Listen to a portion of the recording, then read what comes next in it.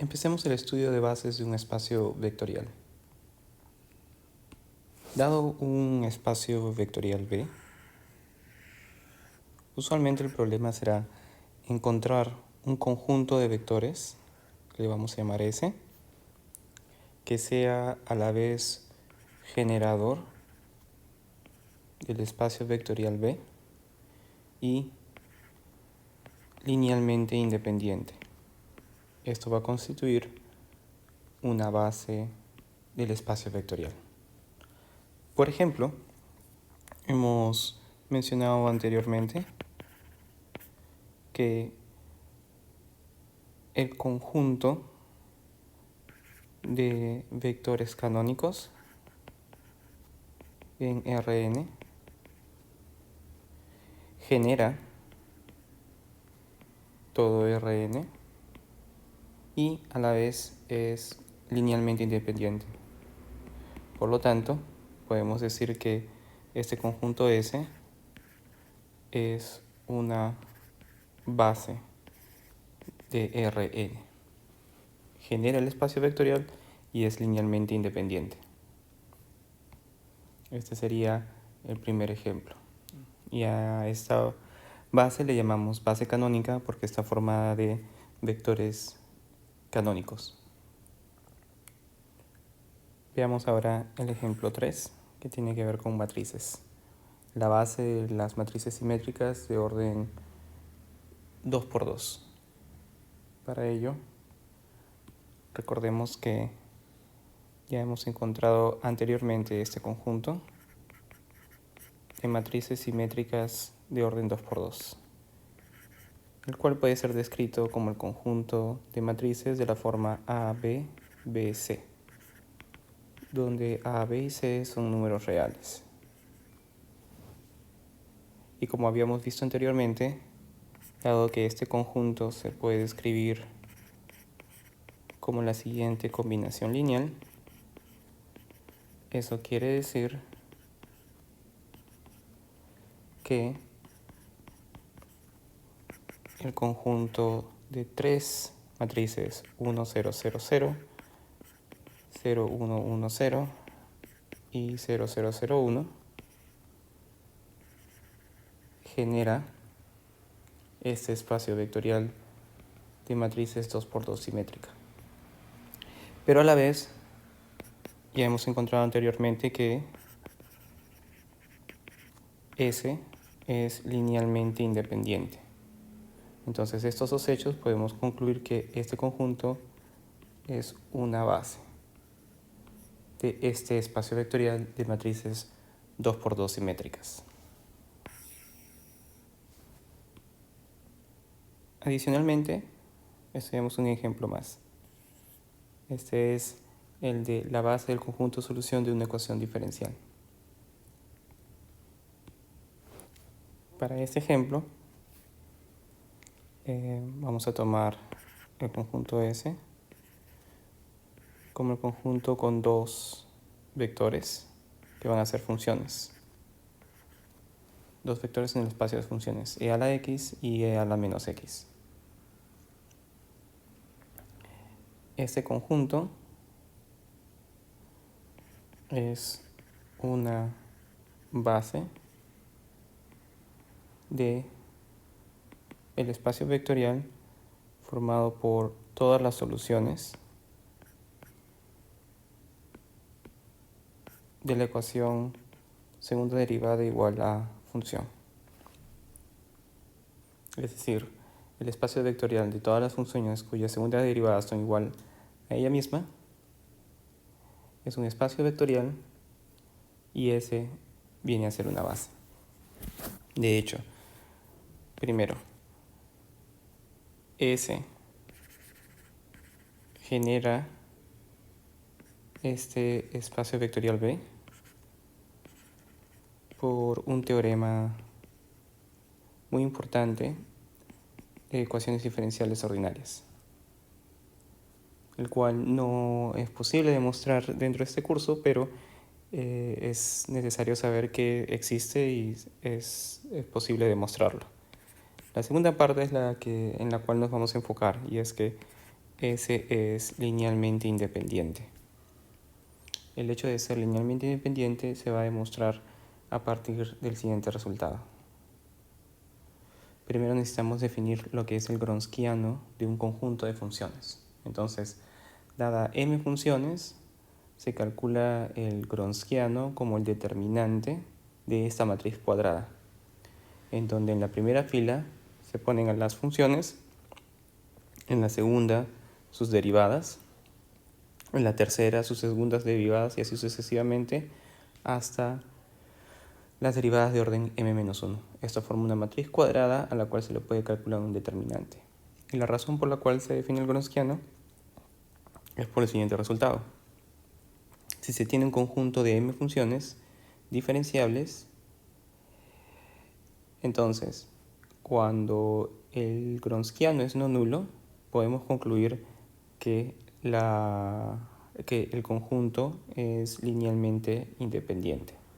Entonces vamos a aplicar esto a la independencia lineal de este conjunto de dos funciones. Entonces vamos a tomar el Gronskiano como el determinante de la matriz, que en este caso va a tener dos filas. La primera son las funciones y la segunda son las derivadas de estas funciones.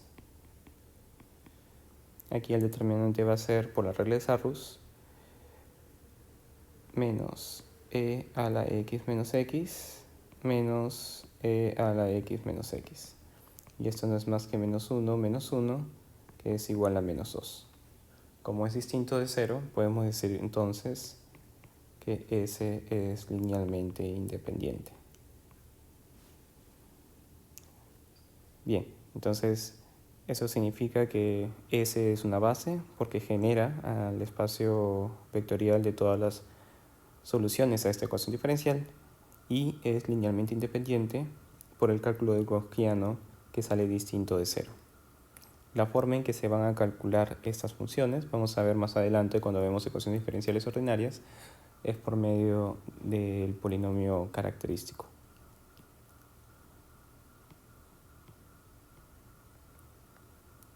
Finalmente, para cerrar esta parte inicial, podemos decir que todo espacio vectorial tiene una base, pero no siempre se puede calcular. Por ejemplo, hemos demostrado que los vectores canónicos forman la base canónica de Rn. Algo similar podemos hacer con las matrices canónicas y hemos visto este ejemplo de la base de las matrices simétricas de orden 2×2. Aquí tenemos un ejemplo de una base de los polinomios de grado a lo más 3 y este es un ejemplo de una base con un número infinito de elementos. La base de todos los polinomios de cualquier grado son justamente los monomios que aparecen aquí, incluido el T-align. Lo que no es posible calcular, y esto sería un ejemplo adicional, es R infinito, el cual es el conjunto de todas las sucesiones.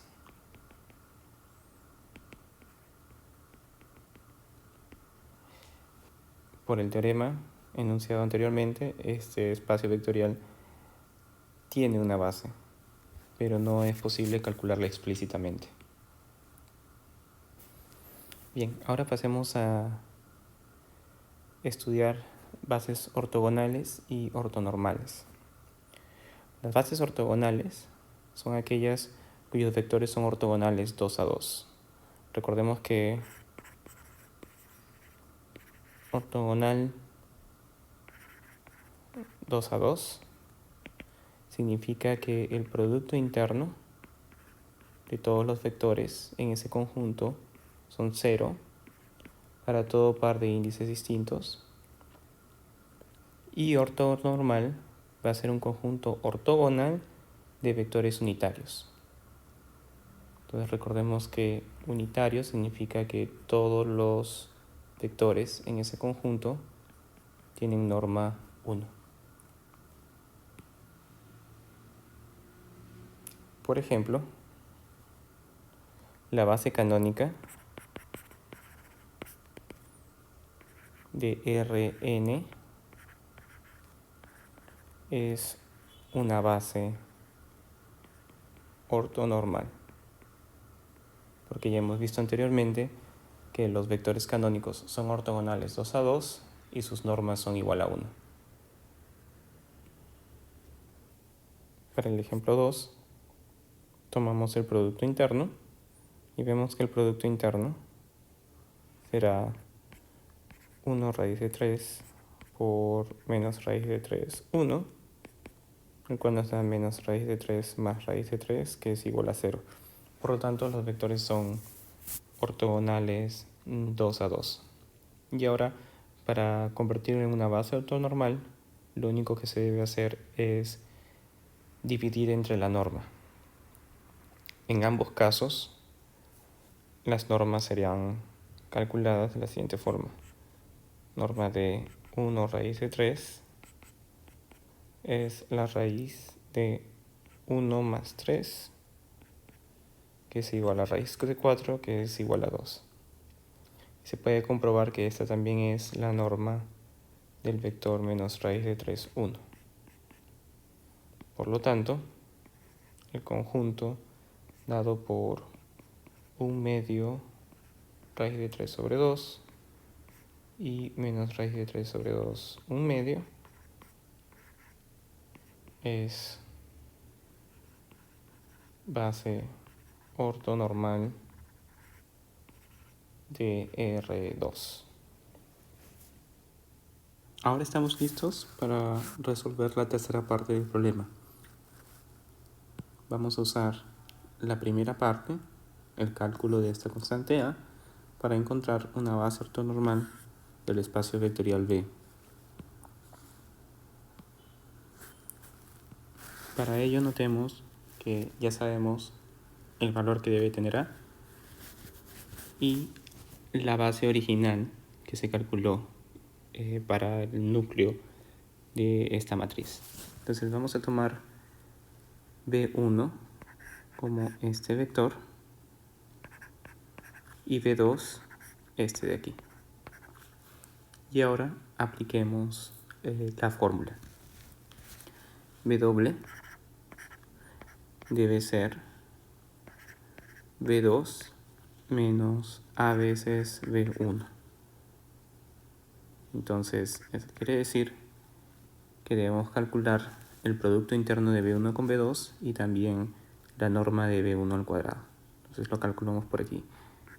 B1, producto interno B2, será 1 por 1 más 2 por 0 más 1 por 0 más 0 por 1, lo cual nos da 1. Y la norma de B1 al cuadrado es 1 al cuadrado más 2 al cuadrado más 1 al cuadrado más 0 al cuadrado, lo cual nos da 6. Y ahora podemos seguir. B2 es 1, 0, 0, 1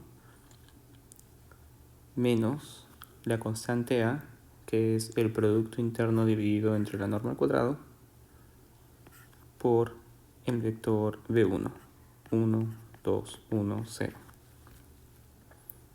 Y ahora simplificando, vamos a encontrar que esto es igual a 5 sextos menos 1 tercio menos 1 sexto y 1. Por lo tanto,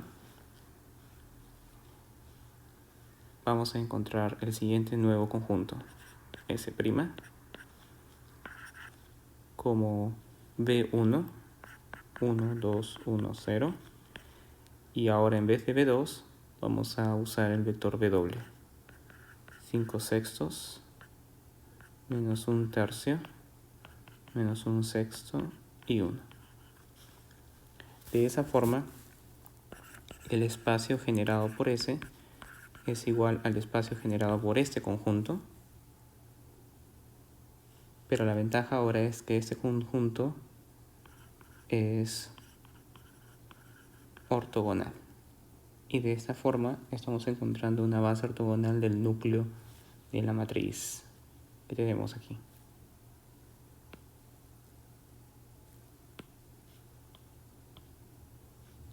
Bien, pasemos ahora al siguiente punto. Dada una base de un espacio vectorial, todo vector de dicho espacio se puede expresar como una combinación lineal de elementos de S de una única forma. Estos serían los coeficientes en función de la base S. Es decir, si U se puede expresar como alfa 1 B1 hasta alfa M BM, esos coeficientes son únicos, no existe otra solución, existe solamente una solución para estos. Y la segunda nos dice que si R es otra base, entonces el número de elementos de la base debe ser igual al número de elementos de la base original, es decir, K es igual a M. Y de ahí viene la definición de dimensión. La dimensión de un espacio vectorial es el número de elementos de cualquier base. Porque la parte 2 nos dice que todas las bases tienen el mismo número de elementos.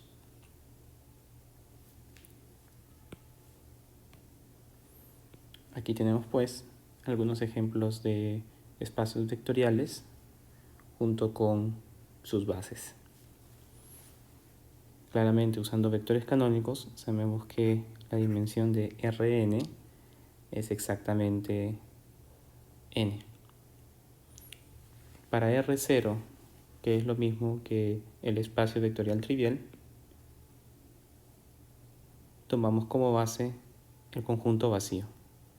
Es decir, una base del espacio vectorial trivial es el conjunto vacío, el cual tiene 0 elementos y por lo tanto tiene dimensión 0.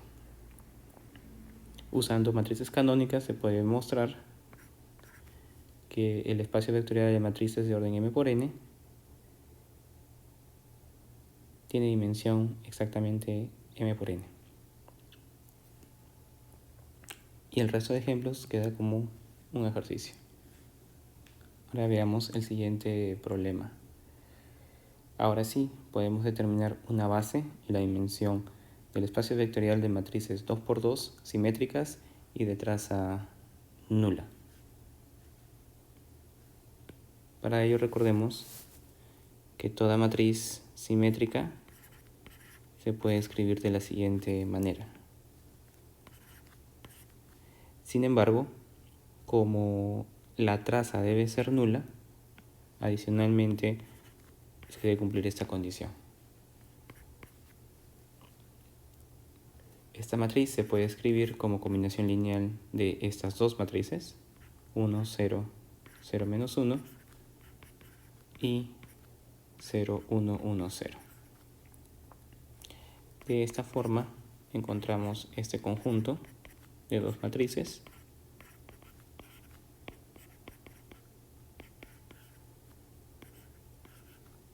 el cual genera el espacio vectorial dado y adicionalmente como la ecuación de contraste lineal dada de esta forma tiene solución única y es trivial, eso quiere decir que el conjunto S es linealmente independiente. Por lo tanto, este conjunto es una base del espacio vectorial B que estábamos analizando. La dimensión de B es entonces 2 porque es el número de elementos de esta base, 1 y 2.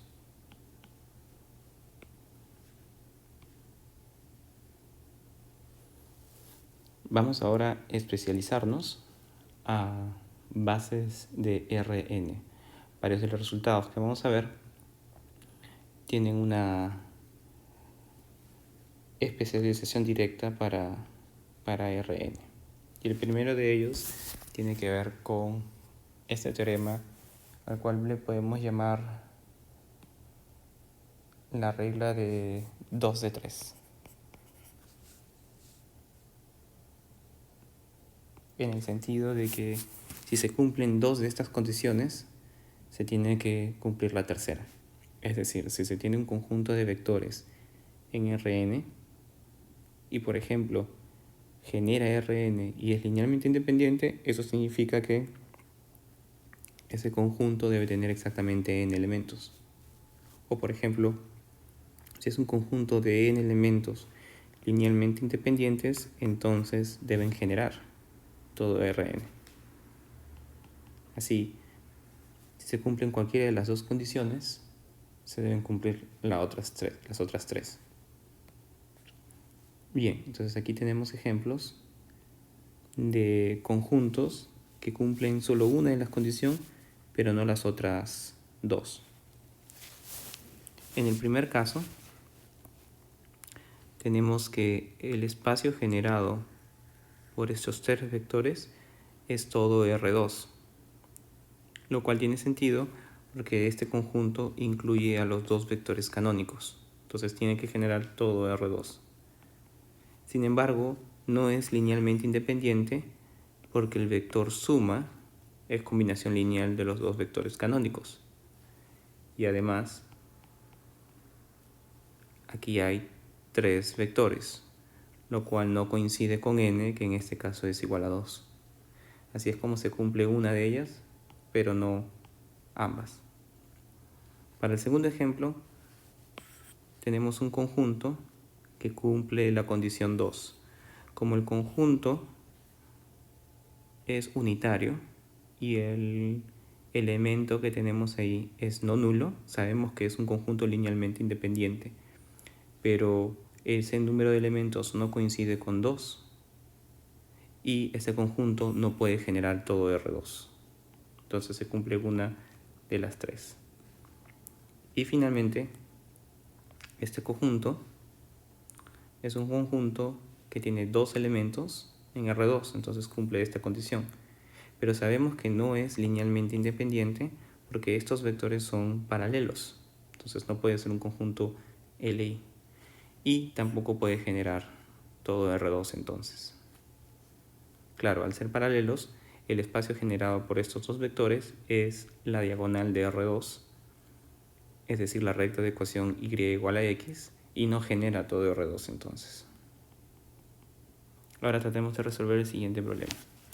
Se consideran los siguientes vectores no nulos de R2, U y B.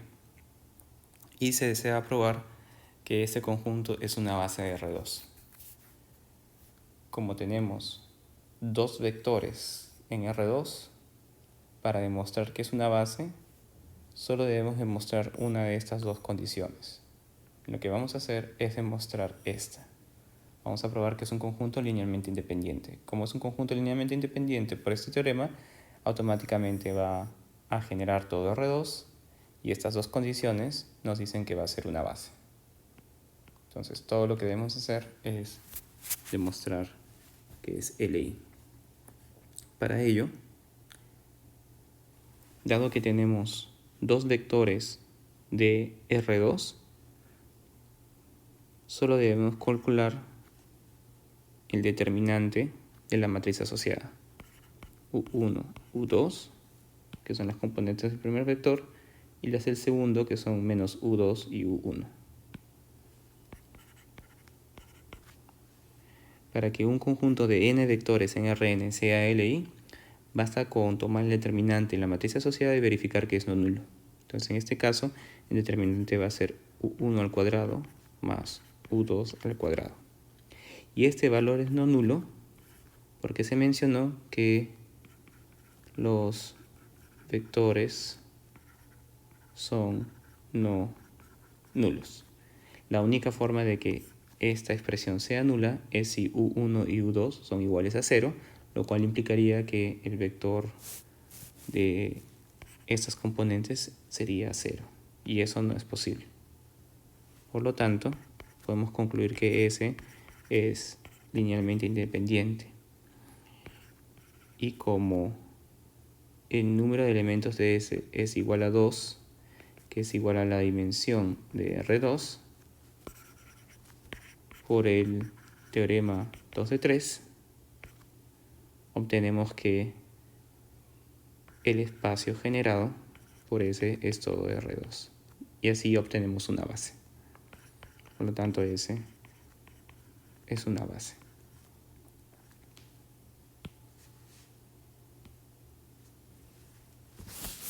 Bien, aquí hay dos herramientas que podemos usar. La primera es que todo conjunto linealmente independiente se puede extender a una base, y para ello podemos, por ejemplo, agregar vectores canónicos de manera adecuada. Y el segundo es que todo conjunto linealmente dependiente contiene una base del espacio generado por el conjunto original, y para eso, dado que estamos en Rn, vamos a usar eliminación de Gauss-Jordan para encontrar la forma reducida de la matriz asociada al conjunto. Y eso nos va a dar bastante información sobre ese conjunto, como vamos a ver a continuación, con un ejemplo en particular. En el primer ejemplo, deseamos calcular una base de R4 que contenga estos vectores. En este caso basta con agregar algunos vectores canónicos. Por ejemplo, agregamos el primer vector canónico y el segundo vector canónico. Y ahora los vectores que nos han sido dados.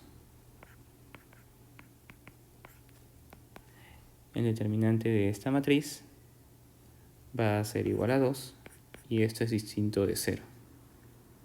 Entonces, como estos cuatro vectores son Li y son exactamente 4 vectores en R4,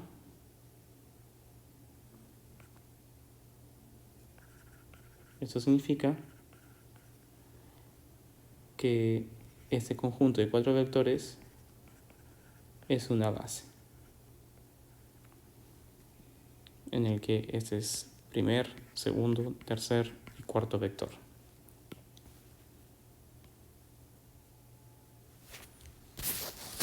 Finalmente, para ilustrar la segunda herramienta, vamos a tomar este conjunto de 5 vectores en R4 y vamos a definir como V al espacio generado por estos 5 vectores. Y ahora vamos a responder a las siguientes preguntas. Primero, ¿por qué es imposible que la dimensión del espacio generado sea 5? Bueno, si fuese 5, estos 5 vectores tendrían que ser linealmente independientes, pero eso es imposible porque estamos en R4, y en R4 podemos tener a lo más 4 vectores linealmente independientes. Es decir, la dimensión de V, que es el espacio generado por S, es a lo más la dimensión del espacio vectorial en donde vive, que es R4, y esto es 4. Por lo tanto, dimensión de V igual a 5 es imposible.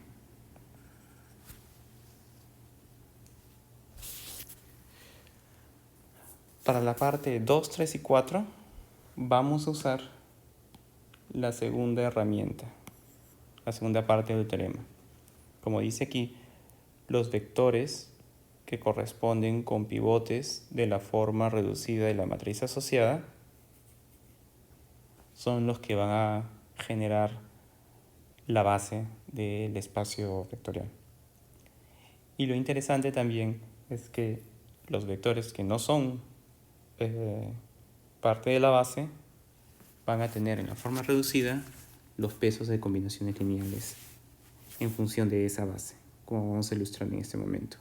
Entonces, para responder a esta pregunta necesitamos la forma reducida. Y aquí está.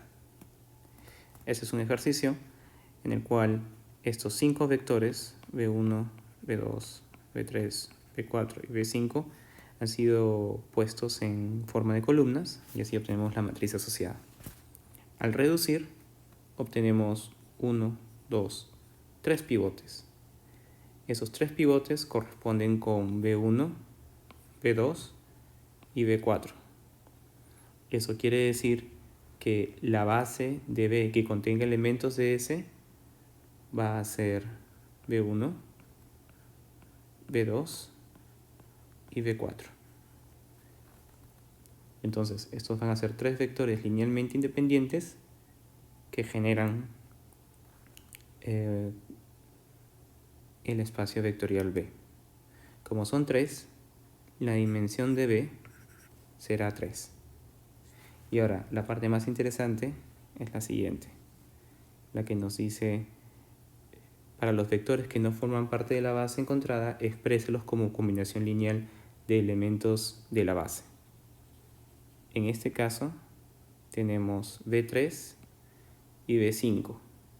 V3 y V5 no son parte de la base. Como no son parte de la base, se deberían poder expresar como combinación lineal de los elementos de la base.